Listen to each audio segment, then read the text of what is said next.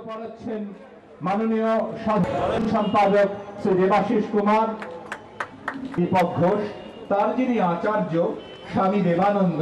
আনন্দ ঠাকুর যেই মন্দির গড়েছিলেন সেই মন্দিরের চূড়ায় বসে মুসলিম ধর্মের চারতারা, হিন্দু ধর্মের ত্রিশূল, খ্রিস্টান ধর্মের ক্রস, বৌদ্ধ ধর্মের পাতা। বিবেকানন্দজি বলছেন, I shall go to the mosques of the Mahabran, and not only shall I do all this, but I shall keep my heart open for all that may come in the future. আমার হৃদয় হত্যা সকলের জন্য উন্মুক্ত থাকবে, সকলে এসে যেন আমার কাছে জুড়াতে পারে এই পূজার মাধ্যমে।